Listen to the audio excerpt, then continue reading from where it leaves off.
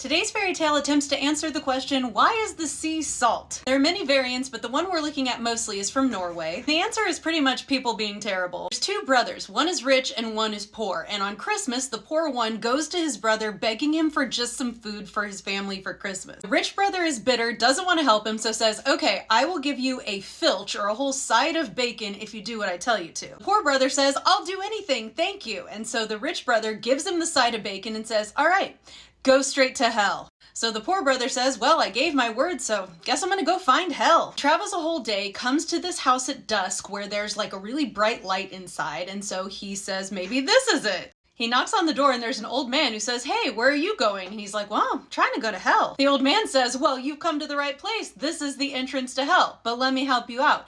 When you go in, they're all gonna wanna try and get that bacon you're holding. Because according to him, meat is scarce in hell. He says they're gonna try and pay you for it, but don't give away the bacon for anything except this special hand quern you're gonna find. A hand quern is basically an ancient way of grinding up grain, a handheld mill. The guy goes through the door and everything happens like the old man said. Dude trades the bacon for the mill. When he comes back out, the old man shows him how to use it, and that's gonna be important later. And then he takes it home and gets to his house right when it's Christmas Eve. Of course, this mill is magical. You can grind anything from it. He grinds light and a tablecloth and a table and then all the food that they can imagine. All he had to do was grind and say what he wanted and it comes out. Really freaking cool, could use one of those. On the 12th day of Christmas, he invites everyone to a huge feast at his house and the brother comes and he's obviously like, where did you get all this bounty? You were begging me for meat a few days ago.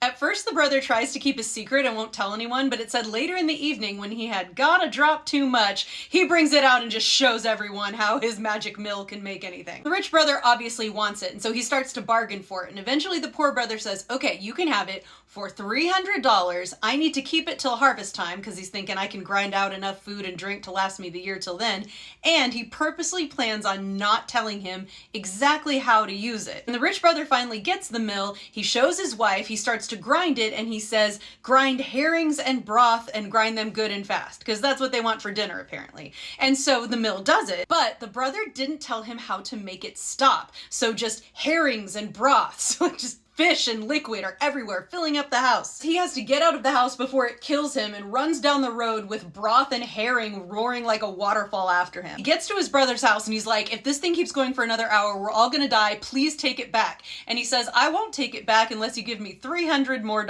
So he does. So the poorer brother is not the poor brother anymore. He keeps it for years. He becomes so rich, his whole house is covered in gold. Everyone knows why and they come to look upon the mill and he's famous. Finally, this skipper from a ship comes by and he's like, I will do anything to get this mill. And so the brother finally gives it to him after he pays him thousands of dollars because he's got all he could ever need now. But when the sailor gets it, he runs off with it so fast that he doesn't get a chance for the dude to tell him how it works. But he gets on the ship with the mill, they take off. And they're on the deck, they want salt for their meat. And so he says, grind salt good and fast, and it starts grinding salt. Salt started to pour out like water, the ship got full, they tried to stop it, but they couldn't figure out how, and eventually it kept grinding until the heap grew so high, it sunk the ship, and it says now that mill lies at the bottom of the sea, still grinding away salt, and that is the reason the sea is salt. There's a slight variation on this story from Denmark, where there's a little boy named Hans, and his grandmother is old, and when she's dying, she says, I'm gonna give you my only treasured possession,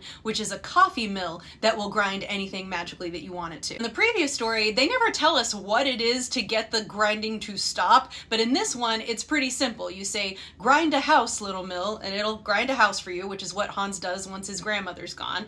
And then you say, stop, little mill, and then it stops. Pretty obvious. Well, Hans lives on his own for a while, then when he's a teenager he decides he wants to see the world, so he joins a ship as a sailor and he brings the mill along. But when he gets there, everyone starts to abuse and bully him horribly. But he's fine with it, like if they starve him, he doesn't care because later he can grind his little mill and make whatever he wants. This makes everyone suspicious. One day they spy on him, they see the magic mill and what it can do. They try to get him to sell it to them, but he won't because it was the only thing his grandmother left him.